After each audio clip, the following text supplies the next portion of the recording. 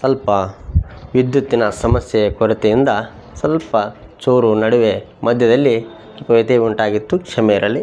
So ಶಕ ವರ್ಷ ಅಂತಕ್ಕಂಥದ್ದನ್ನು ನಾವು ನೋಡಿದಾಗ ಇಲ್ಲಿ ಯಾವಾಗ ಪ್ರಾರಂಭವಾಯಿತು ಅಂತ ಕೇಳ್ತಾನೆ ನೋಡಿ. ಶಕ ವರ್ಷ ಯಾವಾಗ ಪ್ರಾರಂಭವಾಯಿತು? ಇಲ್ಲಿ ಶಕ ವರ್ಷ ನಾನು ಹೇಳಿದಂತೆ ಶಾಲಿವಾಹನ ಶಕೆ ಅಂತಕ್ಕಂಥ ಪದ ನೀವು ಭಾಳ ಸಲ ಕೇಳಿದಿರಿ. ನೀವು ಪ್ರೈಮರಿ ಹಿಡ್ಕೊಂಡು ಇಲ್ಲಿವರೆಗೆ ಏನಪ್ಪ ಪಂಚಾಂಗ ಪಟ್ಟಣ ಓದ್ತೀರಿ, ಶಾಲಿವಾಹನ ಶಕೆ 1938 37 48 ಅನ್ಕೋತ ಬಂದಿದ್ದೀರಿ ಅಂತಕ್ಕಂಥದ್ದು. ಇಲ್ಲಿ ನಾವು ಈಗ ಕಾಲಘಟ್ಟವನ್ನು ತೆಗೆದುಕೊಂಡು ನೋಡೋಕೆ ಶಾಲಿವಾಹನ ಶಕೆ 1948 ಯಾಕದ? ಸೊ ಅದಕ್ಕಿಂತ ಮುಂಚೆವಾಗಿ ಈ ಶಾಲಿವಾಹನ ಶಕೆ ಯಾಕೆ ಬತ್ತು ಅಂತಕ್ಕಂಥದ್ದು ನಾವು ಸ್ವಲ್ಪ ವಿಚಾರವನ್ನು ಮಾಡಿ ನೋಡಲಾಗಿ, ಈ ಜಗತ್ತಿನಲ್ಲಿ ಯಾವುದೇ ಕಾರ್ಯವನ್ನು ನಡಿಬೇಕಾದ್ರೆ ಸಮಯವಿಲ್ಲದೆ ಯಾವುದೇ ಕಾರ್ಯ ನಡೆಯುವುದಿಲ್ಲ. ಯಾವುದಕ್ಕೂ ತನ್ನದೇ ದಿನಗಳು ಇರ್ತಾವ, ಅದಕ್ಕೆ ತನ್ನದೇ ಕಾಲಘಟ್ಟ ಇರ್ತದ. ಪ್ರತಿಯೊಂದು ರಾಷ್ಟ್ರವು ತನ್ನದೇ ಆದ ಕ್ಯಾಲೆಂಡರ್ಗಳನ್ನು ಫಾಲೋ ಮಾಡ್ತಾ ಇರ್ತೈತಿ, ಕ್ಯಾಲೆಂಡರ್ಗಳನ್ನು. ಸೊ ಅದಕ್ಕೆ ತನ್ನದೇ ಆಗಿರ್ತದೆ. ಯಾಕೆ ಕ್ಯಾಲೆಂಡರ್ಗಳು ಮಾಡ್ಕೋಬೇಕಾಗ್ತಪ್ಪ? ಕ್ಯಾಲೆಂಡರ್ಗಳು ಇರದೇ ಹೋಗಿದ್ರೆ ನಮ್ಮ ದಿನಗಳ ಬಗ್ಗೆ ಅರಿವೇ ಇರ್ತಿದ್ದಿಲ್ಲ. ಯಾವ ದಿನ ಏನು ಮಾಡ್ಬೇಕು ಅನ್ನೋದು ಕೂಡ ಗೊತ್ತಿರ್ತಿಲ್ಲ. ಒಂದು ರೀತಿ ಏನಾಗ್ತಿದ್ದಪ್ಪ ಅಂದ್ರೆ ಈ ಕೆಲಸದಲ್ಲಿ ಒಂದು ರೀತಿ ಸರಿಯಾದ ವ್ಯವಸ್ಥೆಯನ್ನು ಕಂಡು ಬರ್ತಿರಲಿಲ್ಲ. ಈ ಸರಿಯಾದ ವ್ಯವಸ್ಥೆ ಬರಬೇಕಾದ್ರೆ ನಮಗೆ ಕ್ಯಾಲೆಂಡರ್ ಅವಶ್ಯಕತೆ ಇತ್ತು. ಸೊ ಹೀಗಾಗಿ ಭಾರತೀಯ ಕ್ಯಾಲೆಂಡರ್ ಯಾವುದಪ್ಪ ಅಂದ್ರೆ ಶಾಲಿವಾಹನ ಶಕೆ. ಯಾವ ಶಕೆ? ಶಾಲಿವಾಹನ ಶಕೆ.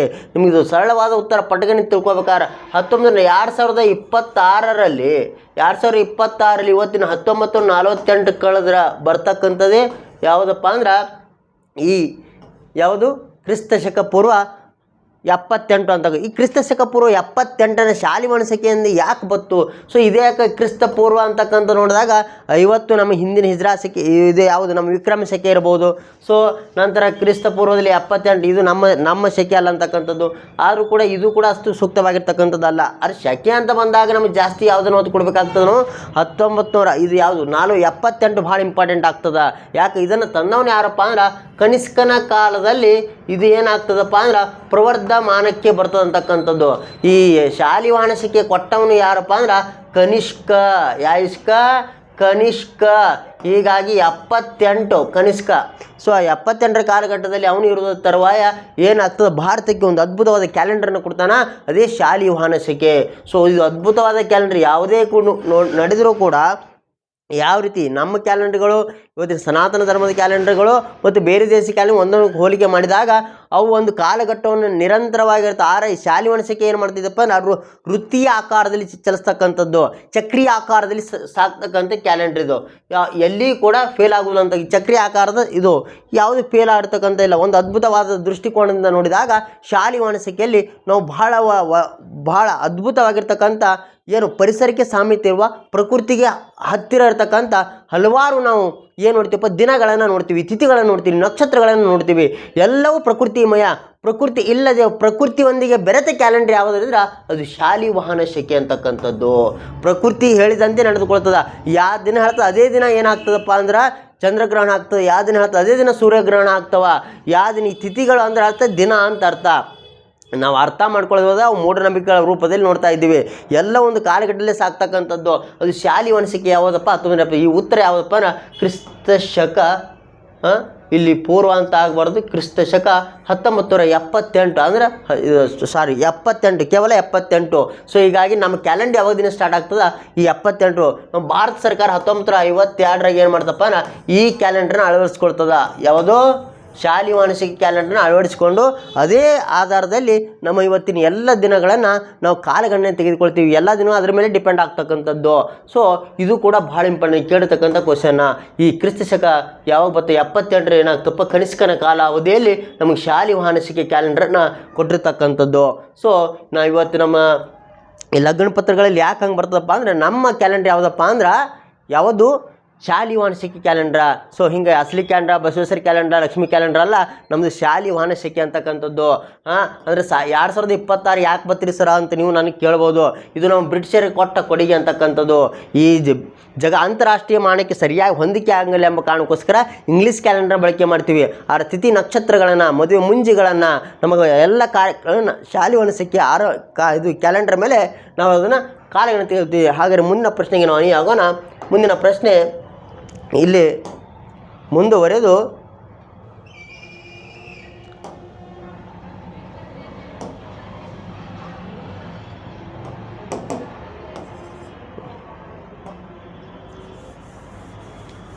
ಮುಂದಿನ ಪ್ರಶ್ನೆ ನೋಡಿದಾಗ ಕೆಲವು ಪ್ರಶ್ನೆಗಳು ಏನಾಗ್ತಿರ್ತಾವಪ್ಪ ಅಂದ್ರೆ ಅಲ್ಲೇ ನಮ್ಗೆ ಕಂಪ್ಯೂಸ್ ಮಾಡ್ತಕ್ಕಂಥ ಸನ್ನಿವೇಶಗಳು ಉಂಟು, ಅವುಗಳನ್ನು ನಾವು ಸುವ್ಯವಸ್ಥಿತ ರೀತಿಯಲ್ಲಿ ನೋಡಿಕೊಳ್ಳುವುದನ್ನು ನಾವು ಸ್ವಲ್ಪ ತದೇಕಚಿತ್ತದಿಂದ ಕೂಲಾಗಿ ಪ್ರಶ್ನೆಗಳಿಗೆ ಉತ್ತರಿಸುವುದನ್ನು ಮರಿಬಾರ್ದು ಅಂತಕ್ಕಂಥದ್ದು.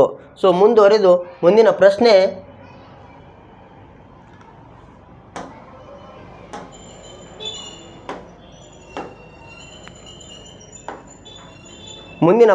ಮೆಹರೌಲಿಯ ಕಬ್ಬಿನ ಸ್ತಂಭವು ಯಾರ ಸಾಧನೆಗಳನ್ನು ದಾಖಲಿಸಿದೆ? ನೋಡು, ನಮಗೆ ಭಾಳ ಸಲ ಈ ಶಾಸನಗಳ ಸಂಬಂಧಪಟ್ಟಂಗೆ ಭಾಳ ಕ್ವಶನ್ಗಳು ಬರ್ತಾವ. ನೀವು ಹಿಂದಿನ ತರಗತಿಯಲ್ಲಿ ಸಮುದ್ರಗುಪ್ತನ ಬಗ್ಗೆ ಕೇಳಿರ್ಬೋದು, ಹಿಂದಿನ ಅಲಹಾಬಾದ್ ಸ್ತಂಭ ಶಾಸನ ಕೇಳಿರ್ಬೋದು. ಇವತ್ತು ಬಂದಿದ್ದು ಯಾವುದಪ್ಪ ಅಂದ್ರೆ ಮೆಹರೌಲಿಯ ಕಬ್ಬಿನ ಸ್ತಂಭವು ಯಾರ ಸಾಧನೆಗಳನ್ನು ದಾಖಲಿಸುತ್ತಿದೆ, ಯಾರ ಸಾಧನೆಗಳನ್ನು ದಾಖಲಿಸುತ್ತಿದೆ ಅಂತ ಕೇಳ್ತಾ ಇದ್ದಾನೆ ಅವನು. ಸೊ ಮೆಹರೌಲಿಯ ಅಂದರೆ ಇಲ್ಲಿ ನೋಡು, ಅಶೋಕ ಅಂತ ಬಂದ, ಚಂದ್ರಗುಪ್ತ ಅದನ, ಸಮುದ್ರಗುಪ್ತ ಅದನ, ಎರಡನೇ ಚಂದ್ರಗುಪ್ತ ಅದನ. ಸೊ ಇವ್ರ ಬಗ್ಗೆ ನಾವು ಸ್ವಲ್ಪ ವಿಚಾರಗಳನ್ನು ಮಾಡೋಣ. ಇಲ್ಲಿ 4 ಜನ ಬಂದ, ಕಂಪ್ಯೂಸ್ಗಳು ಜಾಸ್ತಿ. ಇಲ್ಲಿ ಮೆಹರೌಲಿಯ ಕಬ್ಬಿನ ಸ್ತಂಭವು, ಕಬ್ಬಿನ ಇದು ಭಾಳ ಇಂಪಾರ್ಟೆಂಟ. ಕಬ್ಬಿನ ಸ್ತಂಭವು ಯಾರ ಸಾಧನೆಗಳನ್ನು ದಾಖಲಿಸಿದೆ? ಕಬ್ಬಿನ ಅಂತ ಬಂದಾಗ ಜಾಸ್ತಿ ಕಬ್ಬಿಣದ ಬಗ್ಗೆ ಒಲವನ್ನು ಹೊಂದಿದವರು, ಕಬ್ಬಿಣವನ್ನು ಹೆಂಗೆ ತಯಾರು ಮಾಡಬೇಕಂತ ಅದಕ್ಕೆ ನಾವು ಎರಕ್ಕೆ ಹೆಂಗೆ ಹೋಗ್ಬೇಕಂತ ಅತಿ ಹೆಚ್ಚಿನ ವಿಜ್ಞಾನ ಬಂದಿದ್ದು ಗುಪ್ತರ ಕಾಲದಲ್ಲಿ. ಇಲ್ಲಿ ಅಶೋಕನ ಕಾಲದಲ್ಲಿ ಕಬ್ಬಿನ ಶಾಸನಗಳು ಕಂಡಿದ್ದು ಕಡಿಮೆ, ಅಲ್ಲೆಲ್ಲ ಕಲ್ಲಿನ ಶಾಸನಗಳೇ ಜಾಸ್ತಿ ಸಿಕ್ಕವ. ಹೀಗಾಗಿ ನಾವು ಅಶೋಕ ಇದಕ್ಕೆ ಸಂಬಂಧಪಡಲ್ಲ ಅಂತ ನಾವು ತಿಳ್ಕೊಳ್ಬೋದು, ನಾವು ಓದಿದ್ದೇವೆ ಅಂದ್ರೆ. ನಂತರದಲ್ಲಿ ನನಗೆ ಮುಂದುವರೆದು ಚಂದ್ರಗುಪ್ತ ಮೌರ್ಯ, ಹಾಗಾಗಿ ಇವನು ಮೌರ್ಯ ಕಾಲಕ್ಕೆ ಬರೋದರಿಂದ ಇವನ ಕಾಲದಲ್ಲಿ ಶಾಸನಗಳೇ ಹೊರಡಿಸಿಲ್ಲ, ಯಾವುದೇ ಶಾಸನಗಳಿಲ್ಲ. ಹಾಗಾಗಿ ಇವರಿಬ್ಬರು ಅಲ್ಲ ಅಂತಕ್ಕಂಥದ್ದು ನಮ್ಗೆ ಏನು ಗೊತ್ತಾಗ್ತದಪ್ಪ ಅಂದ್ರೆ ಸ್ಪಷ್ಟವಾಗಿ ಗೊತ್ತಾಗ್ತದೆ ಅಂತಕ್ಕಂಥದ್ದು. ಸೊ ಹೀಗಾಗಿ ನಮ್ಗೆ ಉಳಿದ 2 ಆಪ್ಷನ್, ಒಂದು ಸಮುದ್ರಗುಪ್ತ, ಒಂದು 2ನೇ ಚಂದ್ರಗುಪ್ತ. ನಮಗೆ ಸರಳವಾಗಿ ಗೊತ್ತಾಗ್ತದ ಸಮುದ್ರಗುಪ್ತನ ಬಗ್ಗೆ ಭಾಳ ಹೇರಳವಾಗಿರ್ತಕ್ಕಂಥ ನಮ್ಮ ಮಾಹಿತಿ ಕೊಟ್ಟಿದ್ದು ಯಾವುದಪ್ಪ ಅಂದ್ರೆ ನಿಮಗೆ ಗೊತ್ತಿದ್ದಂಗೆ ಯಾವುದು ಅಲಹಾಬಾದ್ ಸ್ತಂಭ ಶಾಸನ. ಯಾವ ಶಾಸನ? ಅಲಹಾಬಾದ್ ಸ್ತಂಭ ಶಾಸನ. ಈ ಅಲಹಾಬಾದ್ ಸ್ತಂಭ ಶಾಸನ ಯಾರನ್ನ ಹೊಗಳ್ತದಪ್ಪ? ಇದು ಬರ್ದಿದ್ದು ಯಾರಪ್ಪ ಅಂದ್ರೆ ಹರಿಸೇನ ಬರ್ದಿದ್ದು, ನಿಮಗೆ ಗೊತ್ತದ. 33 ಲೈನ್ ಇದ್ದು ಅದರ 7 ಲೈನ್ ಮಹಾನುಭಾವ ಜಹಾಂಗೀರ ಏನು ಮಾಡ್ದ, ಡಿಲೀಟ್ ಮಾಡಿಬಿಟ್ಟ. ಯಾಕಪ್ಪ ತನ್ನ ಹೆಸರು ಸೇರ್ಸಾಕೆ ಹೋಗಿದ್ದಾನೆ ಗೊತ್ತಿಲ್ಲ, ಡಿಲೀಟ್ ಹೋಗಿ ಕಾಪಿ ಹೋಗಿ ಪೇಸ್ಟ್ ಮಾಡ್ಬೇಕನ್ನೋದ್ರಾಗ 7 ಲೈನ್ ಸತ್ಯನಾಶ ಆಗಿಬಿಟ್ಟು. ಇರಲಿ. ಸೊ ಇದು ಎದುರಾಗದಪ್ಪ? ಸಂಸ್ಕೃತ ಭಾಷೆ ಒಳಗದ. ಸೊ ಇದ್ರಾಗ ಯಾವ ಲಿಪಿ ಕಂಡು ಬರ್ತದೆ? ಬ್ರಾಹ್ಮಣಿ ಲಿಪಿ ಕಂಡು ಬರ್ತದ. ಯಾವ ಲಿಪಿ? ಬ್ರಾಹ್ಮಣಿ ಲಿಪಿ. ಸೊ ಹೀಗಾಗಿ ಈ ಒಂದು ಸ್ತಂಭ ಶಾಸನವನ್ನು ಏನಂತಾರಪ್ಪ ಅಂದ್ರೆ ಒಂದು ರೀತಿಯಲ್ಲಿ ಪ್ರಯಾಗ ಪ್ರಶಸ್ತಿ ಅಂತ ಕೂಡ ಕರೀತಾರ. ಪ್ರಯಾಗ ಪ್ರಶಸ್ತಿ. ಸೊ ಇದ್ರಾಗ ಏನು ಮಾಡ್ತಾರಪ್ಪ? ಕವಿರಾಜ ಅಂತ ಕರೆಯಲ್ಪಟ್ಟಿದ್ದು ಕಚ ಅಂತ ಕರೆದಾರ. ನಂತರ ಯಾರು ಕಚ ಅಂತ ಕರೆದ? ಅಶ್ವಮೇಧ ಯಾಗ ಪರಾಕ್ರಮ. ಅಷ್ಟೇ ಅಲ್ಲ, ಸಮುದ್ರಗುಪ್ತನ ದಿಗ್ವಿಜಯಗಳು ಕಂಡಿದ್ದು ಯಾವ ಶಾಸನದಲ್ಲಿ? ಅಲಹಾಬಾದ್ ಸ್ತಂಭ ಶಾಸನದಲ್ಲಿ. ಹೀಗಾಗಿ ಸಮುದ್ರಗುಪ್ತನಿಗೆ ಸಂಬಂಧಪಟ್ಟಿದ್ದು ಅಲಹಾಬಾದ್ ಸ್ತಂಭ ಶಾಸನ. ಹಂಗಾರೆ ಮೆಹರೌಲಿಗೂ ಯಾರಿಗೂ ಸಮುದ್ರಗುಪ್ತನಿಗೂ ಸಂಬಂಧವಿಲ್ಲ. ಉಳಿದಿದ್ದು ಒಂದೇ ಆಪ್ಷನ್, 2ನೇ ಚಂದ್ರಗುಪ್ತ. ಹೀಗಾಗಿ ನಾವು ಪ್ರಶ್ನೆಗೆ ನೇರವಾಗಿ ಉತ್ತರವನ್ನು ಕೊಡಬಹುದು. ಇಲ್ಲಿ ಮೆಹರೌಲಿಯ ಕಬ್ಬಿನ ಸ್ತಂಭ ಶಾಸನ ಯಾರ ಬಗ್ಗೆ ಯಥೇಚ್ಛವಾಗಿ ಉತ್ತರವನ್ನು ಕೊಡ್ತದಪ್ಪ ಅಂದರೆ, ಹೇರಳವಾಗಿರ್ತಕ್ಕಂಥ ಮಾಹಿತಿಯನ್ನು ಒದಗಿಸ್ತದಪ್ಪ ಅಂದ್ರೆ ಅದು 2ನೇ ಚಂದ್ರಗುಪ್ತ. ಈ ಗುಪ್ತರ ಕಾಲಾವಧಿಯಲ್ಲಿ ಸಾಹಿತ್ಯದ ಲೋಕವನ್ನು, ಸಾಹಿತ್ಯದ ಸಾರಸ್ವತ್ವವನ್ನು ಜಗತ್ತಿಗೆ ಅಷ್ಟೇ ಅಲ್ಲ ಭಾರತ ಇತಿಹಾಸದಲ್ಲಿ ಒಂದು ಅಚ್ಚಳಿಯದ ಹೆಸರೇ ಯಾವುದಪ್ಪ ಅಂದ್ರೆ 2ನೇ ಚಂದ್ರಗುಪ್ತ. ಈತನ ಕಾಲದಲ್ಲಿ ನವರತ್ನ ಎಂಬ ಕವಿಗಳಿದ್ದರು, 9 ಜನ ಕವಿಗಳು. 2ನೇ ಚಂದ್ರಗುಪ್ತನ ಅಲ್ಲಿ ಸಾಹಿತ್ಯಿಕವಾಗಿ, ವಾಸ್ತುಶಿಲ್ಪದ ದೃಷ್ಟಿಯಿಂದ ಹಾಗೂ ಶೈಕ್ಷಣಿಕ ದೃಷ್ಟಿಯಿಂದ ವಿಪುಲವಾಗಿ ಇಡೀ ಯಾವುದು ಈ ಗುಪ್ತರ ಕಾಲಾವಧಿಯಲ್ಲಿ ವಿಪುಲವಾಗಿ ಬೆಳೆದು ನಿಂತಿತ್ತು. ಹೀಗಾಗಿ ಸಮುದ್ರಗುಪ್ತ ಮತ್ತು 2ನೇ ಚಂದ್ರಗುಪ್ತ ಈ ಗುಪ್ತರ ಕಾಲಾವಧಿಯಲ್ಲಿ ತಮಗೆ ಎಷ್ಟು ಅಗಾಧವಾದ ಸಾಧನೆಗಳನ್ನು ಮಾಡಿರ್ತಕ್ಕಂಥದ್ದು. ಈ ಸಮುದ್ರಗುಪ್ತನು ಗುಪ್ತ ಸಾಮ್ರಾಜ್ಯವನ್ನು ಎಲ್ಲ ದಿಕ್ಕುಗಳಲ್ಲಿ ಪಸರಿಸಿದರೆ ಇಲ್ಲಿ ಅದನ್ನು ಯಥೇಚ್ಛವಾಗಿ, ವಾಸ್ತವಿಕವಾಗಿ, ಕೈಗಾರಿಕವಾಗಿ, ಸಾಂಸ್ಕೃತಿಕವಾಗಿ, ಸಾಮಾಜಿಕವಾಗಿ, ಧಾರ್ಮಿಕವಾಗಿ ಎದ್ದು ನಿಲ್ಲುವಂತೆ ಮಾಡಿದವನು ಯಾರಪ್ಪ ಅಂದ್ರೆ 2ನೇ ಚಂದ್ರಗುಪ್ತ. ಈತನ ಬಗ್ಗೆ ಹೇರಳವಾಗಿ 3 ಶಾಸನಗಳು ಇಂಪಾರ್ಟೆಂಟ್ ಆಗ್ತವ. ಒಂದು ಕೆಲವು ತಾಮ್ರ ಶಾಸನಗಳು ಸಿಕ್ಕವು ಇವನ ಬಗ್ಗೆ. ಆಮೇಲೆ ಯಾವುದು? ಉದಯಗಿರಿ ಗುಹಾ ಶಾಸನ ಒಂದು, ಉದಯಗಿರಿ ಗುಹಾ ಶಾಸನ 2 ಪ್ಲಸ್ ಮೆಹರೂಲಿ ಸ್ತಂಭ ಶಾಸನ. ಮೆಹರೂಲಿ ಸ್ತಂಭ ಶಾಸನ ಎಲ್ಲಿ ಅದಪ್ಪ ಅಂದ್ರೆ ಇವತ್ತಿನ ದೆಹಲಿಯ ಕುತುಬ್ ಮಿನಾರದ ಭಾಗದಲ್ಲಿದೆ, ಕುತುಬ್ ಮಿನಾರದಲ್ಲಿ ಅಲ್ಲಿ ಹೋಗಿ ಸಿಕ್ಕೊಂಡದ. ಸೊ ಇದು ಯಾರ ಬಗ್ಗೆ ಹೇಳ್ತದಪ್ಪ ಅಂದ್ರೆ ಎರಡನೇ ಚಂದ್ರಗುಪ್ತನ ಬಗ್ಗೆ ಹೇಳ್ತದೆ. ಎರಡನೇ ಚಂದ್ರಗುಪ್ತನ ಬಗ್ಗೆ ಜಾಸ್ತಿ ಮಾಹಿತಿಗಳನ್ನು ಕೊಟ್ಟಿರ್ತಕ್ಕಂಥದ್ದು ಮೆಹರೂಲಿಯ ಸ್ತಂಭ ಶಾಸನ. ಈತನು ಕವಿ ಪ್ರಿಯನಾಗಿದ್ದ, ಸಾಹಿತ್ಯ ಪ್ರಿಯನೂ ಆಗಿದ್ದ. ಈತನಿಗೆ ಏನಾಗಿದೆ, ವಿಜ್ಞಾನದ ಒಲವಿತ್ತು. ಈತನ ಕಾಲ ಖಗೋಳ ವಿಜ್ಞಾನ ಬೆಳೀತು. ಸೊ ಈತನ ಕಾಲದಲ್ಲಿ ಯಾವುದು ವೈಜ್ಞಾನಿಕ ವಿಜ್ಞಾನ ಬೆಳೀತು. ಸೊ ಒಟ್ಟಿನಲ್ಲಿ ಈತನ ಕಾಲಾವಧಿ ಹೆಂಗಿತ್ತಪ್ಪ ಅಂದ್ರೆ ವಿಪುಲವಾಗಿತ್ತು. ಸುವರ್ಣ ಯುಗ ಅಂತ ಕೂಡ ಅಂತೂ ಕರಿಬಹುದು. ಗುಪ್ತರ ಕಾಲವನ್ನು ಸುವರ್ಣ ಯುಗ ಅಂತ ಕರಿತಾರತಕ್ಕಂಥದ್ದು. Whatever it may be. ಆದ್ರೆ ಎರಡನೇ ಚಂದ್ರಗುಪ್ತ ಕೊಟ್ಟ ಸಾಧನೆಗಳು, ಎರಡನೇ ಕೊಟ್ಟ ಕೊಡುಗೆಗಳು ಅದ್ಭುತವಾಗಿರ್ತಕ್ಕಂಥ ಮೆಹರೂಲಿ ಕಬ್ಬಿಣ ಸ್ತಂಭ ಶಾಸನವು ಇವನ ಬಗ್ಗೆ ಹೆಚ್ಚಿನ ಮಾಹಿತಿಯನ್ನು ಕೊಡ್ತದ. ಉತ್ತರ ಎರಡು ನಾವು ಏನು ವಿಚಾರ ಮಾಡಿದ್ರೆ ಹಾಕ್ಬೋದು, ಎರಡನೇ ಚಂದ್ರಗುಪ್ತ. ಎಷ್ಟನೇ ಚಂದ್ರಗುಪ್ತ? ಎರಡನೇ ಚಂದ್ರಗುಪ್ತ. ಈಗ ನಂತರದ ಪ್ರಶ್ನೆಗೆ ನಾವು ಆಗೋಣ. ನಂತರದ ಪ್ರಶ್ನೆ, ಪ್ರಾಚೀನ ಕಾಲದಲ್ಲಿ ಹೆಸರಾಂತ ದಶ ರಾಜರ, ಇಲ್ಲಿ ರಾಜ್ಯ ಅಂದರೂ ಒಂದೇ, ಅರಸ ಅಂದರೂ ಒಂದೇ, ಈ ಯುದ್ಧವು, ದಶರಾಜನ್ ಯುದ್ಧವು ಯಾವ ನದಿಯ ದಡದ ಮೇಲೆ ನಡೆಯಿತು? Very very important. ಭರತ ಕುಲದ ಜಗತ್ತಿನ ಮೊಟ್ಟ ಮೊದಲ ಯುದ್ಧ ಅದು ದಶರಾಜನ್ ಯುದ್ಧ. ಇದಕ್ಕೆ ಇನ್ನೊಂದು ಹೆಸರು ಐತಿ, ದಶರಾಜನ್ ಯುದ್ಧ. ದಶರಾಜನ್ ಯುದ್ಧ. ಸೊ ಇಲ್ಲಿ ಕೆಲವು ಯುದ್ಧಗಳು ಯಾವ ವಿಚಿತ್ರ ಏನಪ್ಪ, ನದಿಯ ತೀರದಲ್ಲಿ ಜಾಸ್ತಿ ನಡೀತಾವೆ. ನದಿಯ ತೀರದಲ್ಲಿ ಯಾಕೆ ಜಾಸ್ತಿ ನಡೀತಾವೆ ಅಂತ ನೋಡಿದಾಗ ನಮಗೆ ಯಾಕೆ ಕಂಡು ಬರ್ತಾವಪ್ಪ, ನದಿಯ ತೀರದಲ್ಲಿ ಬಯಲಾಗಿರ್ತಕ್ಕಂಥ ಪ್ರದೇಶ ಇರ್ತದೆ ಮತ್ತು ಯುದ್ಧದ ವಿರಾಮದಂತೆ ನೀರು ಕುಡಿಬೋದು. ಈಗ ಏನಿರ್ತಾವಪ್ಪ ಅಂದ್ರೆ ಆಲ್ಮೋಸ್ಟ್ ಆನೆಗಳಿರ್ತಾವೆ, ಒಂಟಿಗಳಿರ್ತಾವೆ, ಕುದುರೆಗಳಿರ್ತಾವೆ, ಅವ್ರಿಗೆ ಆಸೆ ನೀರು ಕುಡಿಯೋಕೆ ಅನುಕೂಲ ಬೇಕಲ್ಲ.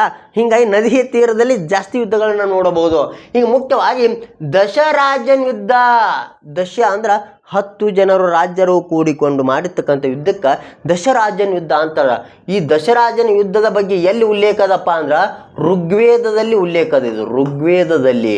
ಸೊ ಋಗ್ವೇದದಲ್ಲಿ ಏನು ಮಾಡ್ತಾರ, ಈ ಯುದ್ಧದ ಬಗ್ಗೆ ಉಲ್ಲೇಖವನ್ನು ಮಾಡ್ತದೆ ಅಂತಕ್ಕಂಥದ್ದು. ಇಲ್ಲಿ ಯಾವ್ದು ನೋಡು, 9ನೇ ಮಂಡಲ. ಎಷ್ಟನೇ ಮಂಡಲ? 9ನೇ ಮಂಡಲದಲ್ಲಿ ದಶರಾಜನ ಯುದ್ಧದ ಬಗ್ಗೆ ಉಲ್ಲೇಖವನ್ನು ಮಾಡಿರ್ತಕ್ಕಂಥದ್ದು. ಸೊ ಈ ದಶರಾಜನ ಯುದ್ಧ ಅಂತ ಯಾಕೆ ಇಂಪಾರ್ಟೆಂಟ್ ಆಗ್ತದಪ್ಪ ಅಂದ್ರೆ ಇದು ಎಲ್ಲಿ ನಡೆದ, ಒಂದು ನದಿಯ ತೀರದಲ್ಲಿ ನಡೆದದ ಅಂತ ಹೇಳ್ತಾನೆ. ಇಲ್ಲಿ ಮುಖ್ಯವಾಗಿ ನಾವು ಈ ಋಗ್ವೇದಗಳ ಕಾಲವನ್ನು ತೆಗೆದುಕೊಂಡಾಗ ಪಟ್ಟದ ನೆನಪಿಗೆ ಬರೋದು ಸಿಂಧೂ ನದಿ. ಹೌದು, ಸಿಂಧೂ ನದಿ ನಾಗರಿಕತೆ. ಹೀಗಾಗಿ ಪ್ರಾಚೀನ ಕಾಲದ ಹೆಸರಾಂತ ದಶರಾಜನ ಯುದ್ಧವು ಎಲ್ಲಿ ನಡೀತು? ಸಿಂಧೂ ನದಿ ಇರ್ಬೋದೇನು, ಸ್ವಲ್ಪ ವಿಚಾರ ಮಾಡಬೇಕು. ಗಂಗಾ ನದಿ, ಇದು ಭಾಳ ಪವಿತ್ರದ, ಇದು ಇರ್ಬೋದು. ಸೊ ಕೆಲವೊಬ್ಬರಿಗೆ ರಾವಿ ಇದೇನು ಇರ್ಲಿಕ್ಕಿಲ್ಲ ಹೇಳು, ಇದೇನು ಹೊಸದು ಬಂದದ ಅಂತ ಅನಿಸ್ತದ. ಚೀನಾಬ, ಇದು ಎಲ್ಲಿ ಚೀನಾದಿದ್ದಂಗೆ ಕಾಣ್ತದೆ, ಇಲ್ಲೇ ನಡಲಿಕ್ಕಿಲ್ಲ, ಹಿಂಗೂ ನಮಗೆ ಫೀಲ್ ಬರ್ತದೆ. ಆದರೆ ಸ್ವಲ್ಪ ನಾವು ಇತಿಹಾಸವನ್ನು ವೈಜ್ಞಾನಿಕ ದೃಷ್ಟಿಕೋನದಿಂದ ನೋಡಬೇಕಾಗ್ತದೆ. ಯಾಕಂದ್ರೆ ಯಾವುದು ಇರಲು ಅದೇ ಇರ್ತಿರ್ತದ. ನಮಗೆ ಬೇಕಂತೆ ನಿಮಗೆ ಏನು ಮಾಡ್ತಾರಪ್ಪ ಅಂದ್ರೆ ನಿಮ್ಮಿಂದ ಉತ್ತರವನ್ನು ಕಸಿದುಕೊಳ್ಳುವ ಪ್ರಯತ್ನ ಯಾರು ಮಾಡ್ತಾರೆ, ಪ್ರಶ್ನೆ ಪತ್ರಿಕೆ ತೆಗಿಯೋನು ಮಾಡ್ತಾನೆ. ಯಾಕಂದ್ರೆ ನೀವು ಎಷ್ಟರದವ್ರು ಅಂತ ಅವ್ರಿಗೆ ಗೊತ್ತಿರ್ತದೆ. ನಿಮ್ಮ ಸೈಕಾಲಜಿ ಅರ್ಥ ಮಾಡ್ಕೊಂಡೇ ಅವ್ರು ತೆಗಿತಿರ್ತಾರೆ. ಹೀಗಾಗಿ ಅವರ ಸೈಕಾಲಜಿ ನಾವು ಅರ್ಥ ಮಾಡ್ಕೊಳ್ಬೇಕು. ಇದು ನಾವು ವಿಚಾರ ಮಾಡುವಂಥದ್ದು. ಇಲ್ಲಿ ಮುಖ್ಯವಾಗಿ ಪ್ರಾಚೀನ ಕಾಲದ ಹೆಸರಾಂತ ದಶರಾಜನ ಯುದ್ಧವು ಸಿಂಧೂ ನದಿ ತೀರದಲ್ಲಿ ಆಯ್ತಾ ಅಂತಕ್ಕಂಥ ನೋಡಿದಾಗ ಸಿಂಧೂ ನದಿ ತೀರದಲ್ಲಿ ಯಾವುದೇ ಯುದ್ಧಗಳು ನಡೆದಿಲ್ಲ ಅಂತಕ್ಕಂಥದ್ದು. ಯಾಕಂದ್ರೆ ಋಗ್ವೇದದ ಕಾಲಾವಧಿಯಲ್ಲಿ ಅಂತ ಹೇಳ್ತಾನೆ. ಋಗ್ವೇದ ಉಲ್ಲೇಖ ಆಗ್ಯದ ಅಂತ ಹೇಳ್ತಾನೆ. 9ನೇ ಅಧ್ಯಾಯ 9ನೇ ಮಂಡಲದಲ್ಲಿ ಉಲ್ಲೇಖವನ್ನು ಮಾಡ್ತಾನೆ. ಅಂದ್ರೆ ಅರ್ಥ ಸಿಂಧೂ ನದಿ ಅಲ್ಲಿ ಪೂರ್ವದಲ್ಲೇ ಆಗಿರ್ತಕ್ಕಂಥದ್ದು ಅಂತ ಹೇಳ್ತಾನೆ. ಆದರೆ ಸಿಂಧೂ ನದಿಗೆ ಹಲವಾರು ಉಪನದಿಗಳು ಉಂಟು, 100 ಉಪನದಿಗಳದಾವ ಅದಕ್ಕೆ ಅವಾಗ. ಸೊ ಆ ಉಪನದಿಗಳು ಯಾವ, ಗಂಗಾ ನದಿನೂ ಆಗಿರಬಹುದು. ಆದರೆ ಗಂಗಾ ನದಿ ತೀರದಲ್ಲಿ ಕೂಡ ಯಾವುದೇ ಯುದ್ಧಗಳು ಕಂಡು ಬರುತ್ತೆ, ಯಾವುದೇ ಉಲ್ಲೇಖವಿಲ್ಲ ಅಂತರ. ಮುಖ್ಯವಾಗಿ ರಾವಿ ನದಿ ಭಾಳ ಇಂಪಾರ್ಟೆಂಟ್ ಆಗ್ತದೆ ಭಾರತ ಇತಿಹಾಸದ ದೃಷ್ಟಿಯಿಂದ ನೋಡಿದಾಗ. ಇದು ಪ್ರಾಚೀನ ಭಾರತಕ್ಕೆ ಇತಿಹಾಸ ಇಂಪಾರ್ಟೆಂಟ್ ಆಗ್ತದೆ, ಈ ಮಧ್ಯಕಾಲೀನ ಭಾರತ ಇತಿಹಾಸ ಇಂಪಾರ್ಟೆಂಟ್ ಆಗ್ತದೆ, ನಂತರ ಆಧುನಿಕ ಭಾರತ ಇತಿಹಾಸವು ಇಂಪಾರ್ಟೆಂಟ್ ಆಗ್ತದೆ. ಯಾಕೆ ರಾವಿ ನದಿ ಭಾಳ ಇಂಪಾರ್ಟೆಂಟ್ ಆಗಿದ್ದು ಯಾಕೆ ಉದ್ದೇಶಪ್ಪ ಅಂದ್ರೆ ಮುಖ್ಯವಾಗಿ ರಾವಿ ನದಿಯ ಬಗ್ಗೆ ನಾವು ಎಲ್ಲಿ ಉಲ್ಲೇಖ ನಾವು ಇತ್ತೀಚೆಗೆ ತಿಳ್ಕೊಂಡು ಜಲಿಯನ್ ವಾಲಾಬಾಗ್ ಹತ್ಯಾಕಾಂಡ ಇದು ಕಿಚ್ಚು ಹಚ್ಚಿದ ಏಕಮಾತ್ರ ಹತ್ಯಾಕಾಂಡವಾಗಿತ್ತು. ಪ್ರತಿಯೊಬ್ಬರ ರಕ್ತದ ಸತ್ತ ನರನಾಡಿಗಳ ರಕ್ತ ಚಿಮ್ಮುವಂತೆ ಯಾರು 6 ವರ್ಷದ ಬಾಲಕನಿಗೂ ಕೂಡ ಯುದ್ಧೋನ್ಮಾನವನ್ನು ಹೊತ್ತಿಸಿದ ಕಿಡಿ ಯಾವುದಪ್ಪ ಅಂದ್ರೆ ಜಲಿಯನ್ ವಾಲಾಬಾಗ್ ಹತ್ಯಾಕಾಂಡ. ಇದು ಅಮೃತ್ಸರದಲ್ಲಿ ಅಂದ್ರೆ ರಾವಿ ನದಿಯ ತೀರದಲ್ಲಿ ಯುದ್ಧವು ನಡೆದಿತ್ತು. ಇದು ಅಮೃತ್ಸರ ಕೂಡ ಅಲ್ಲೇ ಬರೆದಿರ್ತಕ್ಕಂಥದ್ದು. ಇದು ಭಾಳ ಇಂಪಾರ್ಟೆಂಟ್. ಅಷ್ಟೇ ಅಲ್ಲ, ಈ ರಾವಿ ನದಿ ಸಿಂಧೂ ನದಿ ಉಪನದಿಯೂ ಹೌದು. ರಾವಿ ನದಿ ಸಿಂಧೂ ನದಿ ಉಪನದಿ.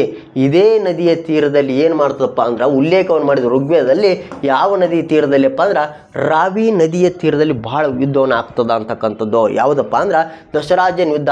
ದಶ ಅಂದ್ರೆ 10 ಜನರಂದ್ರೆ ನೋಡು, ಒಬ್ಬ ಭರತ ಕುಲದ ಇಟ್ ಮೀನ್ಸ್ ಭರತ ಬುಡಕಟ್ಟು ಜನಾಂಗಕ್ಕೆ ಸೇರಿದ ಸೂದಾಸ ಎಂಬ ದೊರೆಯನ್ನು ಸೋಲಿಸಲು 10 ಜನರು ಆರ್ಯರು ಮತ್ತು ಇನ್ನೂ 10 ಜನರು ಆರೇತರ ರಾಜ್ಯರು ಕೂಡಿಕೊಂಡು ಯಾರ ಮೇಲೆ ಯುದ್ಧವನ್ನು ಮಾಡ್ತಾರಪ್ಪ? ಸೂದಾಸನ ಮೇಲೆ ಯುದ್ಧವನ್ನು ಮಾಡಿದ ತರುವಾಯ ಈ ಸೂದಾಸನು 10 ಜನ ಆರೇತರನ್ನು ಸೋಲಿಸಿದ ತರುವಾಯ ಭರತ ಕುಲದವನಾದ ಇವನು ಹೀಗಾಗಿ ನಂತರ ಭರತ ಈ ಇಡೀ ಭೂಮಿಯನ್ನು ಆಳ್ತಾನ. ಹೀಗಾಗಿ ಭಾರತ ಎಂಬ ಹೆಸರು ಬಂದಿರಬಹುದು ಅಂತಕ್ಕಂಥದ್ದು ಇತಿಹಾಸಕಾರರು ಏನು ಮಾಡ್ತಾರಪ್ಪ ಅಂದ್ರೆ ಸ್ವಲ್ಪ ಊಹೆಗಳನ್ನು ಮಾಡಿರ್ತಕ್ಕಂಥದ್ದು. ಹೀಗಾಗಿ ಯುದ್ಧವು ಎಲ್ಲಿ ನಡೆದಪ್ಪ ಅಂದ್ರೆ ರಾವಿ ನದಿಯ ತೀರದಲ್ಲಿ. ಅಲ್ಲಿ ಪ್ರಶ್ನೆಯೇ ಬರುವುದಿಲ್ಲ. ಚೀನಾಬ್ ನದಿಯ ತೀರದಲ್ಲಿ ಇದು ಮಧ್ಯದಲ್ಲಿ ಹುಟ್ಟಿಕೊಂಡ. ಹೀಗಾಗಿ ಚೀನಾಬ್ ನದಿ ತೀರ ಯಾವುದೇ ಯುದ್ಧಗಳನ್ನು ನಾವು ಕಂಡು ಬರೋದಿಲ್ಲ ಅಂತಕ್ಕಂಥದ್ದು. ಉತ್ತರ ಯಾವುದಪ್ಪ ಅಂದ್ರೆ ನಮಗೆ ಸಂಶಯವಿಲ್ಲ, ರಾವಿ ನದಿ ಅಂತಕ್ಕಂಥದ್ದು. ಈಗ ಮುಂದಿನ ಪ್ರಶ್ನೆಗೆ ಆಗೋಣ. ಮುಂದಿನ ಪ್ರಶ್ನೆ, ಪಂಚತಂತ್ರವನ್ನು ಬರೆದವರು ಯಾರು? ಇತಿಹಾಸ ಹೆಂಗಿರ್ತೈತಪ್ಪ ಅಂದ್ರೆ ಸಾಹಿತ್ಯ, ವಾಸ್ತುಶಿಲ್ಪ, ಯುದ್ಧ, ಬಿರುದು ಬಾವಲಿಗಳು ಹಾಗೂ ಮುಖ್ಯವಾಗಿ ಶಾಸನಗಳು. ಇಲ್ಲಿ ಸಾಹಿತ್ಯಿಕ ದೃಷ್ಟಿಯಿಂದ ನೋಡಿದಾಗ ಪಂಚತಂತ್ರ ಹಲವಾರು ಬಾರಿ ಕೇಳಿರ್ತಕ್ಕಂಥ ಕ್ವಶನ್. ಪಂಚತಂತ್ರ ಭಾಳ ಇಂಪಾರ್ಟೆಂಟ್ ಇದು. ಯಾಕಂದ್ರೆ ಇವತ್ತೇನಾದರೂ ನಮ್ಮಲ್ಲಿ ನೈತಿಕತೆ ಕಡಿಮೆ ಆಗ್ಯದಪ್ಪ ಅಂದ್ರೆ, ಮಕ್ಕಳಲ್ಲಿ ನೈತಿಕತೆ ಕಡಿಮೆ ಆಗ್ಯದಪ್ಪ ಅಂದ್ರೆ, ಶಿಕ್ಷಣದ ಗಂದುಗಾಳಿ ಇಲ್ಲಪ್ಪ ಅಂದ್ರೆ, ನಮಗೆ ಎಲ್ಲೋ ಒಂದು ಕಡೆ ಸಮಾಜದಲ್ಲಿ ನಮ್ಗೆ ಮಾತಾಡುವ ಅರ್ಹತೆ ಬರ್ತಿಲ್ಲ ಅಂದ್ರೆ, ಇವತ್ತು 90% 99% ಮಾಡಿರ್ತಕ್ಕಂಥ ಒಂದು ವಿದ್ಯಾರ್ಥಿ ಎಲ್ಲೋ ಸೋಲೊಪ್ಕೊಂಡು ತಾನು ಯಾವ ಊರಲ್ಲಿ ಹಾಕೊಳ್ಳುವಂಥ ಪರಿಸ್ಥಿತಿ ಬಂದದ್ರ ಕಾರಣ ಮಕ್ಕಳಲ್ಲಿ ಯಾವದ ಶಿಕ್ಷಣದ ಕೊರತೆ ಆಗಿದಪ್ಪ ಅಂದ್ರೆ ಮೌಲ್ಯಯುತ ಶಿಕ್ಷಣದ ಕೊರತೆ ಆಗಿದೆ, ನೈತಿಕ ಮೌಲ್ಯಗಳು. ಇಲ್ಲಿ ಯಾಕೆ ಮಾತುಗಳನ್ನು ಒತ್ತ ಹೇಳ್ತಾ ಇದ್ದೀನಪ್ಪ ಅಂದ್ರೆ, ಈ ಪಂಚತಂತ್ರದ ಕಥೆಗಳು ಏನು ಹೇಳ್ತಿದ್ವಪ್ಪ ಅಂದ್ರೆ ಮಕ್ಕಳಿಗೆ ಯಾವುದನ್ನು ಉಣಬಡಿಸ್ತಿದ್ವು? ನೈತಿಕ ಮೌಲ್ಯಗಳನ್ನು ಉಣಬಡಿಸ್ತಿತ್ತು. ಇಲ್ಲಿ ಪ್ರಾಣಿಗಳ ಕಥೆಯ ಮೂಲಕ ಮನುಷ್ಯನ ಮನೋಭಾವವನ್ನು ತಿದ್ದುವ ಪ್ರಯತ್ನ ಮಾಡಿದ ಪಂಚತಂತ್ರ ಕಥೆಗಳು. ಅವಾಗ ನಮ್ಮ ಹಿರಿಯರು ಗುರು ಏನು ಮಾಡ್ತಿರಪ್ಪ ಅಂದ್ರೆ TV ಮೊಬೈಲ್ ಇಲ್ಲಗಳ ಕಾಲದಲ್ಲಿ ಅಜ್ಜಂದಿರು ಕಥೆಗಳನ್ನು ಹೇಳ್ತಿರೋ. ಆಮಿ ಮತ್ತು ಮೊಲದ ಕಥೆಗಳಿರ್ಬೋದು, ನರಿ ಮತ್ತು ಕಾಡಿನ ರಾಜನ ಕಥೆಗಳಿರ್ಬೋದು, ಸಿಂಹದ ಕಥೆಗಳಿರ್ಬೋದು, ಹುಲಿಯ ಕಥೆಗಳಿರ್ಬೋದು. ಇವೆಲ್ಲ ಕಥೆಗಳು ಎಲ್ಲಿಂದ ಬಂದವಪ್ಪ ಅಂದ್ರೆ ಪಂಚತಂತ್ರದಿಂದಲೇ ಬಂದಿರತಕ್ಕಂಥದ್ದು. ನಾವು ಇವತ್ತಿನ ಏನಾದರೂ ಕಥೆಗಳ ಕೇಳಿದ್ದೇವಪ್ಪ ಅಂದ್ರೆ ಮೌಲ್ಯಯುತ ಕಥೆಗಳು ಇಲ್ಲಿಂದಲೇ. ಹೀಗಾಗಿ ಮಕ್ಕಳಿಗೆ ಇವುಗಳ ಕಥೆಗಳ ಲಭ್ಯತೆ ಉಂಟಾಗಬೇಕು ಅಂತಕ್ಕಂಥದ್ದು. ಈ ಪಂಚತಂತ್ರವನ್ನು ಬರೆದವರು ಯಾರು? ಇದು ಪ್ರಶ್ನೆ ಬಂದಿರೋದು. ಪಂಚತಂತ್ರವನ್ನು ಬರೆದವರು ಯಾರು? ಇಲ್ಲಿ 4 ಆಪ್ಷನ್ಗಳನ್ನು ಕೊಟ್ಟಿದ್ದಾನೆ. ಆ 4 ಆಪ್ಷನ್ಗಳು ಯಾವುದು? 1ನೇದು ವಾಲ್ಮೀಕಿ, 2ನೇದು ವಿಷ್ಣು ಶರ್ಮಾ, 3ನೇದು ಭವಭೂತಿ. ಇಲ್ಲಿ ಇವರು ಯಾರೂ ಇಲ್ಲ. ನಮಗೆ ಪಟ್ಟ ತೂತ್ರ ಬರೋದು ಯಾರೂ ಇಲ್ಲ, ಇದೇ ಇರಬೇಕು. ಇವ ಅಂತರೂ ರಾಮಾಯಣ ಬರೆದಾನ, ಇಡೀ ಜಗತ್ತಿಗೆ ಗೊತ್ತದ. ವಿಷ್ಣು ಶರ್ಮ ಎಲ್ಲರೂ ಬಂದು ಹೋಗಿರ್ಬೇಕು ಬಿಡು. ಭವಭೂತಿ ಇವನು ಎದ್ದಿರ್ಬೇಕು, ಇದೇ ಉತ್ತರ ಇರಬೇಕು ಅನಿಸ್ತಿರ್ತದೆ ನಮಗೆ. ಇಲ್ಲಿ ಎಡವಿ ಬೀಳೋ ಪ್ರಯತ್ನ ಮಾಡಕ್ಕೆ ಹೋಗ್ಬೇಡ್ರಿ. ನಿಮಗೆ ಇಷ್ಟೆಲ್ಲ ಕೊಟ್ಟು ಪ್ರಶ್ನೆ ಪತ್ರಿಕೆ ಕೊಟ್ಟು ಜಸ್ಟ್ ಇದು ಯಾರು ಇಂಥ ಒಂದು ಉತ್ತರ ಹಾಕಕ್ಕೆ ಅವರು ಅಷ್ಟು ದಡ್ರಲ್ಲ. ಇಂಥದ್ದು ಕೊಡಕ್ಕೆ ನಾವು ಅದು ಅರ್ಥ ಮಾಡ್ಕೋಬೇಕು. ನಮಗೆ ವಿಚಿತ್ರ ಏನಪ್ಪ, 3 ಅದಾವ, 3ರಾಗ 1 ತೆಗಿಯೋಣ. ಇದರ 3ರಾಗ 1 ಹುಡುಕಿ ಆಡಬೇಕಾಗ್ಯದ. ಸೊ ಒಟ್ಟಿನಲ್ಲಿ ಮೊದಲು ವಾಲ್ಮೀಕಿ ಬಗ್ಗೆ ತಿಳ್ಕೊಳ್ಳೋಣ. ವಾಲ್ಮೀಕಿ ಯಾರು? ರಾಮಾಯಣವನ್ನು ಬರೆದವನು. ಜಗತ್ತಿಗೆ ಅದ್ಭುತವಾಗಿರ್ತಕ್ಕಂಥ ಕಲ್ಪನೆಯನ್ನು ಕೊಟ್ಟು ಜಗತ್ತಿಗೆ ಮೊಟ್ಟ ಮೊದಲ ಬಾರಿಗೆ ರಾಮಾಯಣವನ್ನು ಉಣಬಡಿಸಿದ್ದು. ರಾಮಾಯಣದ ಬಗ್ಗೆ ಹಲವಾರು ಕಥೆಗಳು. ರಾಮಾಯಣ ಇಲ್ಲದೆ ಹೋದ ರಾಮಾಯಣ ಏನು ತಿಳ್ಕೊಬೇಕು ನಾವು? ರಾಮಾಯಣದಲ್ಲಿ ಎಷ್ಟು ಮಹತ್ವತೆ ಆದಪ್ಪ ಅಂದ್ರೆ, ಇವತ್ತು ಏನಾದರೂ ಅಣ್ಣ ತಮ್ಮಂದಿರ ಪ್ರೀತಿ ವಾತ್ಸಲ್ಯ ಅರಿಬೇಕಾದ್ರೆ ರಾಮಾಯಣ ಬೇಕಾ? ಅತ್ತಿಗೆಯನ್ನು ತಾಯಿಯ ರೂಪದಲ್ಲಿ ನೋಡ್ಬೇಕಾದ್ರೆ ರಾಮಾಯಣವನ್ನು ಬೇಕು. ಅಷ್ಟೇ ಯಾಕ ಪಿತೃವಾಕ್ಯ ಪರಿಪಾಲಕ. ತಂದೆ ಅಷ್ಟು ಮಾತುಗಳನ್ನು ಬಿರುಮಾತುಗಳನ್ನ ಆಡಿ ತನ್ನ ಮಗುವನ್ನು ಕಾಡಿಗೆ ಕಳಿಸಿದರೂ ಕೂಡ ಒಂದೇ ಒಂದು ಬಿರುಮಾತುಗಳನ್ನ ಆಡಿದೆ ತಂದೆಯ ವಾಕ್ಯವನ್ನು ಪಾಲಿಸಿ ಯಥೇಚ್ಛವಾಗಿ ಮತ್ತೆ ಅದೇ ತಂದೆ ಆಶೀರ್ವಾದ ಪಡೆಯಕ್ಕೆ ಬಂದಿರತಕ್ಕಂಥ ರಾಮನಾದವನು ಪಿತೃವಾಕ್ಯ ಪರಿಪಾಲಕನಾಗ್ತಾನೆ. ಅಂದರೆ ತಂದೆ ವಾಕ್ಯವನ್ನು ಪಾಲನೆ ಮಾಡಬೇಕಂತ ಹೇಳಿದ್ದು ರಾಮಾಯಣ. ಅಷ್ಟೇ ಅಲ್ಲ, ಶತ್ರುವನ್ನು ಕೊನೆಗೆ ಗುರು ಪೂಜ್ಯದಿಂದ ನೋಡು ಅಂತ ಹೇಳಿದು ರಾಮಾಯಣ. ರಾವಣ ಸತ್ತ ನಂತರದಲ್ಲೂ ಆತನನ್ನು ಹೊಗಳಿದ್ದು ಯಾರು? ರಾಮ ಅಂತಕ್ಕಂಥದ್ದು. ಆತನ ಯುದ್ಧ ಪಡಲಿಕ್ಕೆ ಹೋಗಿದ್ದೆ ಅದು ಲಕ್ಷ್ಮಣ. ಒಟ್ಟಿನಲ್ಲಿ ಇಲ್ಲಿ ಏನು ಅರ್ಥ ಮಾಡ್ಕೊಳ್ಬೇಕಾಗ್ತದಪ್ಪ, ರಾಮಾಯಣದ ಮೌಲ್ಯಗಳು ಅರ್ಥ ಮಾಡ್ಕೊಳ್ಬೇಕಾದ್ರೆ ಅದಕ್ಕೆ ಮೂಲ ಕಾರಣ ವಾಲ್ಮೀಕಿ ಅಂತಕ್ಕಂಥದ್ದು. ಈ ವಾಲ್ಮೀಕಿ ಯಾರಪ್ಪ ಅಂದ್ರೆ ಈತನು ಬುಡಕಟ್ಟು ಜನಾಂಗದಿಂದ ಬಂದಿರತಕ್ಕಂಥ ವ್ಯಕ್ತಿ. ಆರಂಭದಲ್ಲಿ ರಮಣ ಮಹರ್ಷಿ ಅಂತ ಇವನ ಹೆಸರು, ರಮಣ. ಹೀಗಾಗಿ ಈತನು ಒಂದು ಏನಾಗಿದ್ದಪ್ಪ ಅಂದ್ರೆ ದರೋಡೆಕೋರನಾಗಿದ್ದ, ಕಳ್ಳಕಾಕರನಾಗಿದ್ದ. ಒಟ್ಟಿನಲ್ಲಿ ದರೋಡೆ ಮಾಡಿ ಜೀವನವನ್ನು ಸಾಗಿಸ್ತಾ ಇದ್ದ. ನಾರದ ಮುನಿಯ ತರುವಾಯ ಏನಾಗ್ತದಪ್ಪ ಅಂದ್ರೆ ಈತನಿಗೆ ಜ್ಞಾನೋದಯ ಆಗ್ತದ. ಒಂದಿನ ಏನು ಮಾಡ್ತಾನ, ರಾಮನ ಜಪವನ್ನು ಮಾಡಬೇಕಂತ ಒಂದು ಮರದ ತಳಗೆ ಕೂತ್ಕೊಂಡು ಮರ ಮರ ಮರ ಅನ್ಕೋತೀವಿ ರಾಮ ರಾಮ ಆಗ್ತದ. ಒಂದಿನ ರಾಮ ಬಂದು ಆತನಿಗೆ ಏನಂತಾನ ವಿಮೋಚವನ್ನು ಮಾಡಿ ತನ್ನ ಶಾಪದಿಂದ ವಿಮೋಚನವನ್ನು ಮಾಡಿ ಆತನಿಗೆ ಏನು ಮಾಡ್ದ ಜ್ಞಾನವನ್ನು ಉಣಬಡಿಸ್ತಾನೆ. ಅವತ್ತಿನಿಂದ ರಾಮಾಯಣವನ್ನು ಬರಿತಾನೆ ಅಂತಕ್ಕಂಥದ್ದು. ವಲ್ಮಕ ಅಂದ್ರೆ ಹುತ್ತ ಅಂತ ಅರ್ಥ. ವಲ್ಮಕ ಅಂದ್ರೆ ತಾನು ಧ್ಯಾನಾಸಕ್ತ ಕೂತ ನಂತರದಲ್ಲಿ ಅವನು ಸುತ್ತಲೂ ಹುತ್ತಗಳು ಬೆಳಿತಾವ. ಹುತ್ತದಿಂದ ಹೊರಗಡೆ ಬಂದಾಗ ಆ ವಲ್ಮಕ ಅಂದ್ರೆ ಹುತ್ತದಿಂದ ಹೊರಗಡೆ ಬಂದಾಗ ವಾಲ್ಮೀಕಿ ಆಗ್ತಾನಂತಕ್ಕಂಥದ್ದು. ಹೀಗಾಗಿ ಇವನು ಬರೆದಿದ್ದೆ ಯಾವುದು ರಾಮಾಯಣ. ಹೀಗಾದ್ರೆ ಪಂಚತಂತ್ರಕ್ಕೂ ಈತನಿಗೂ ಸಂಬಂಧವಿಲ್ಲ. ಎರಡೇ ಮಾತು. ವಿಷ್ಣು ಶರ್ಮಾ ಅಂತಕ್ಕಂಥವ್ನು ಇಬ್ಬರು ಇಂಪಾರ್ಟೆಂಟ್ ಆಗ್ತಾರೆ. ನಮ್ಮಲ್ಲಿ ಒಬ್ಬ ದುರ್ಗಸಿಂಹ ಅಂತ ಬರ್ತಾನೆ ಕನ್ನಡದಾಗ, ದುರ್ಗಸಿಂಹ. ಇವನು ಪಂಚತಂತ್ರನೇ ಬರ್ದಾನ, ಇವನ ಹೆಸರೇ ಇಲ್ಲಿ. ಹೀಗಾಗಿ ನೀವು ಸ್ವಲ್ಪ ಕನ್ಫ್ಯೂಸ್ ಆಗ್ಬೋದು. ದುರ್ಗಸಿಂಹನು ಬರ್ದಿದ್ದು ಪಂಚತಂತ್ರವೇ, ಬಟ್ ಎದ್ರಾಗ ಬರ್ದಾನಪ್ಪ ಕನ್ನಡದಾಗ ಬರ್ದಾನವ. ಮೊಟ್ಟ ಮೊದಲ ಬಾರಿಗೆ ಪಂಚತಂತ್ರವನ್ನು ಸಂಸ್ಕೃತದಲ್ಲಿ ಬರೆದವನು ಯಾರಪ್ಪ ಅಂದ್ರೆ ವಿಷ್ಣು ಶರ್ಮಾ. ಯಾವ ಶರ್ಮಾ? ವಿಷ್ಣು ಶರ್ಮಾ. ಉತ್ತರ ಯಾವುದು? ವಿಷ್ಣು ಶರ್ಮಾ. ನಂತರ ಬಹುಭೂತಿಯನ್ನು ಬರೆದನ್ರಿ ಸರ. ಈತನ ಬರೆದು ಉತ್ತರ ರಾಮಾಯಣ. ಉತ್ತರ ರಾಮಾಯಣ. ರಾಮಾಯಣದ ನಂತರದಲ್ಲಿ ಏನಾಯಿತು ಅಂತಕ್ಕಂಥದ್ದನ್ನು ಬರ್ದಾನ ಯಾರು? ಭವಭೂತಿ. ಹೀಗಾಗಿ ಉತ್ತರ ಸ್ಪಷ್ಟವಾಗಿ ಗೊತ್ತಾಗ್ತದ ನಮಗೆ. ಯಾವುದಪ್ಪ ಅಂದ್ರೆ ಇಲ್ಲಿ ಯಾವುದು? ವಿಷ್ಣು ಶರ್ಮಾ. ಹೀಗಾಗಿ ಮುಂದಿನ ಪ್ರಶ್ನೆಗೆ ಅನಿ ಆಗೋಣ ಅಂತಕ್ಕಂಥದ್ದು. ಮುಂದಿನ ಪ್ರಶ್ನೆ, ಸಿಂಧೂ ಬಯಲಿನ ನಾಗರಿಕತೆಗೆ ಸೇರಿದ ಕಾಲಿಬಂಗನ್. ಯಾವ ಬಂಗನ್? ಕಾಲಿಬಂಗನ್ ಅಂತಕ್ಕಂಥ ನಿವೇಶನವು ಯಾವ ರಾಜ್ಯದಲ್ಲಿದೆ? ಶಿವ ನೋಡ್ರಿ, ನಿವೇಶನ ಅಂತಂದಾಗ ಅದ್ರಾಗ ಏನು ಸಿಕ್ಕದ ಹಂಗೆ ಮಾಡಿ ಏನು. ಮತ್ತೀಗ ರಾಜ್ಯಕ್ಕೆ ಬಂದ್ರು ಅವರು. ಆಗಿನ ಕಾಲಘಟ್ಟವನ್ನು ಇವತ್ತಿನ ರಾಜ್ಯಗಳಿಗೆ ಹೋಲಿಕೆ ಮಾಡಿ ಕೇಳಾಕತ್ತಾರ. ಇವು ಕೂಡ ಅದಕ್ಕೆ ಮ್ಯಾಪ್ ಹೆಂಗೆ ಓದ್ಬೇಕು ಇತಿಹಾಸವನ್ನು ಸುಮ್ಮನೆ ಕಂಠಸ್ಥ ರೂಪದಲ್ಲಿ ಓದೋದಲ್ಲ, ಸುಮ್ಮನೆ ಕತಿಯಾದಂತ ಓದೋದಲ್ಲ.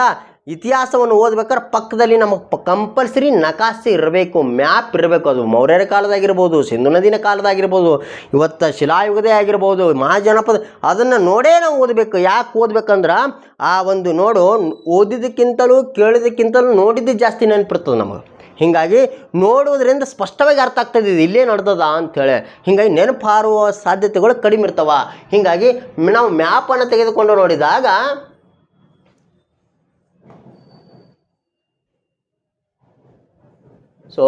ಇದು ಅಖಂಡ ಭಾರತ ಇತ್ತು. ಇವೆಲ್ಲವೂ ಈ ಕಡೆ ಸಿಂಧು ನದಿ ನಾಗರಿಕತೆ ಇತ್ತು. ಈ ಭಾಗ ಏನಾಗಿತ್ತಪ್ಪ, ಭಾರತಕ್ಕೆ ಸೇರಲ್ಪಟ್ಟಿರ್ತಕ್ಕಂಥದ್ದು. ಇಲ್ಲಿ ಒಂದು ರೀತಿ ನೋಡ್ಕೊಳ್ಳೋಣ. ಅಂದರೆ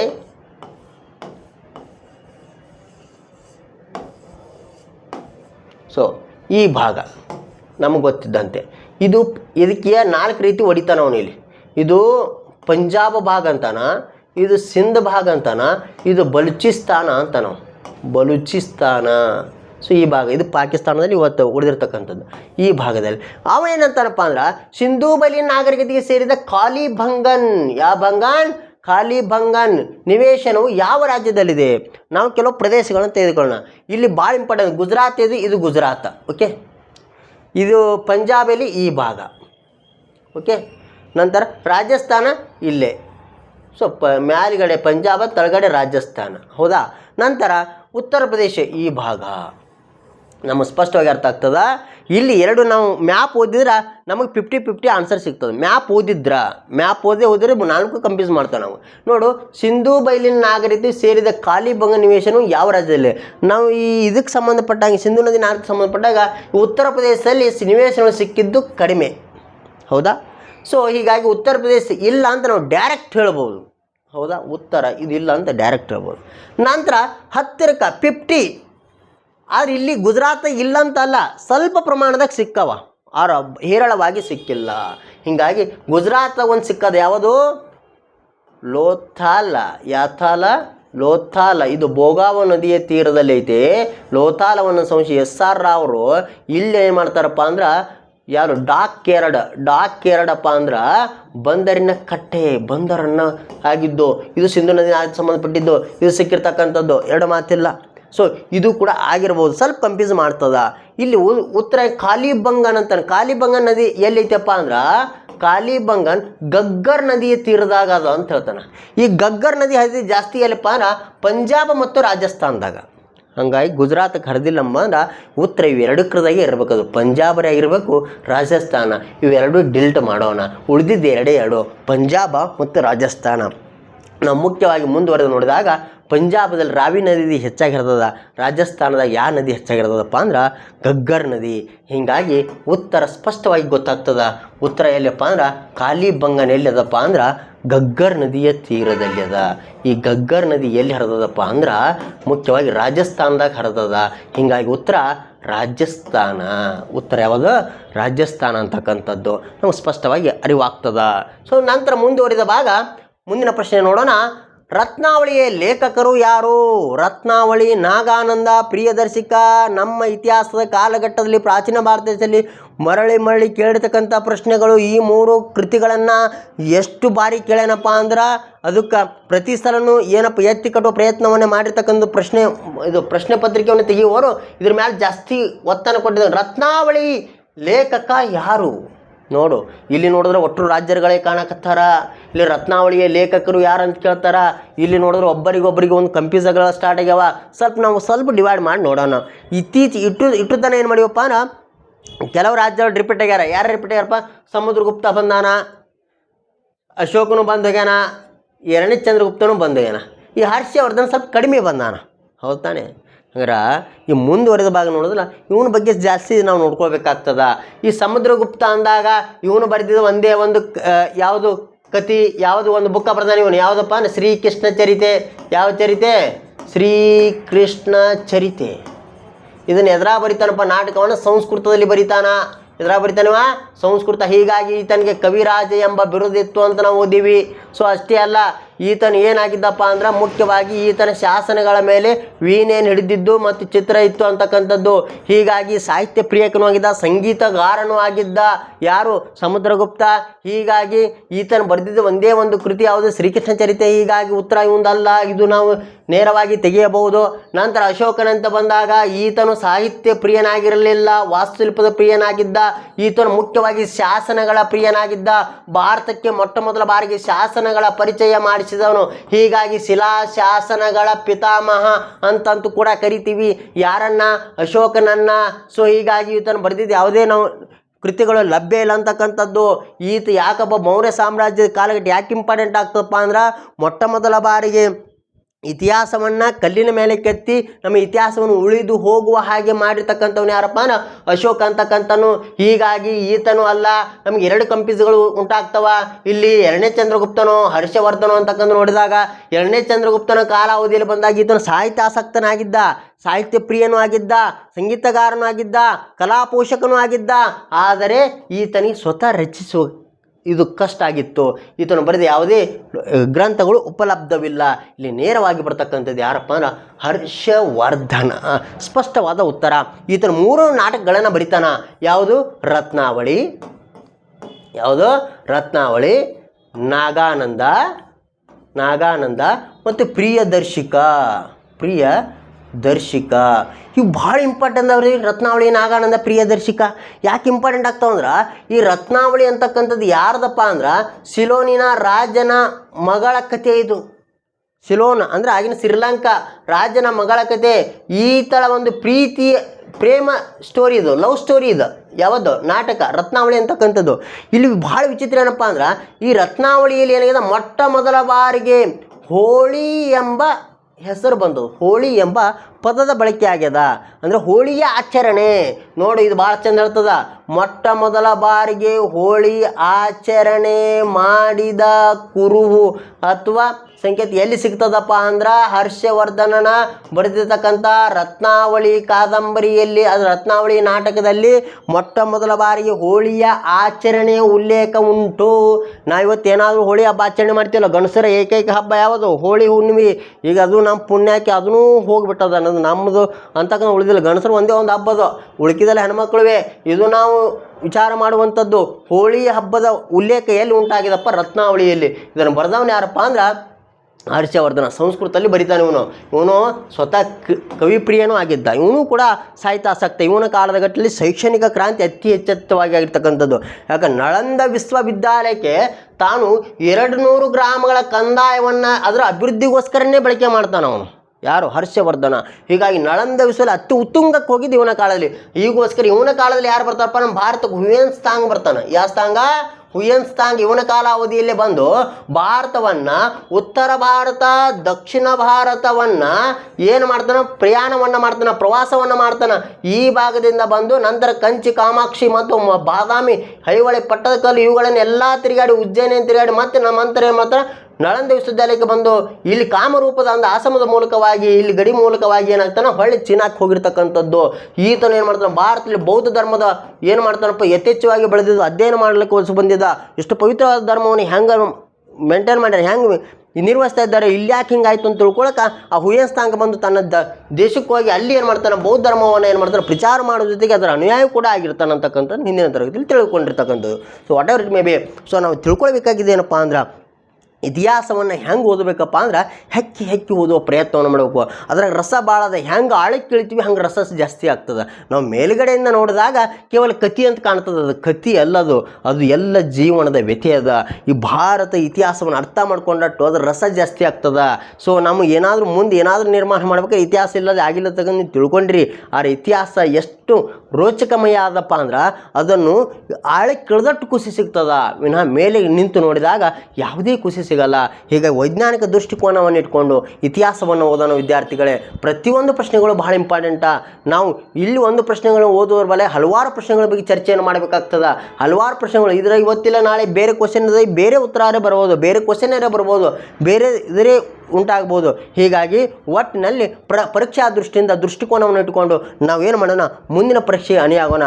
ನಾಳೆ ಮುಂದಿನ ತರಗತಿಯಲ್ಲಿ ನಾವು ಇನ್ನೊಂದು ವಿಫಲವಾಗಿರ್ತಕ್ಕಂಥ ಒಂದು ಅದ್ಭುತವಾಗಿರ್ತಕ್ಕಂಥ ಈ ಹಿಂದೆ ಕೇಳಿದ ಎಲ್ಲ ಪ್ರಶ್ನೆಗಳನ್ನು ಏನು ತೆಗೆದುಕೊಂಡು ಬಂದು ಹೊಳ್ಳಿ ಎಷ್ಟು ಜನ ರಿಪೀಟ್ ಆಗಿರ್ತಕ್ಕಂಥ ಕ್ವಶನ್ ಬಗ್ಗೆ ಒತ್ತು ಕೊಟ್ಟು ಅದರ ಸುತ್ತಲೂ ದೃಷ್ಟಿಕೋನ ಇಟ್ಕೊಂಡು ಯಾವ ಪ್ರಶ್ನೆ ಕೇಳಿ ಅದು ಒಂದು ಅದ್ರ ಸುತ್ತಲೂ ಯಾವ್ಯಾವ ಉತ್ತರಗಳು ಬರ್ತಾವೋ, ಯಾವ ಪ್ರಶ್ನೆಗಳು ಬರ್ತಾವೋ ಅವುಗಳ ಬಗ್ಗೆ ದೃಷ್ಟಿಕೋನ ಇಟ್ಕೊಂಡು ಓದೋಣ ಅಂತಕ್ಕಂಥದ್ದು.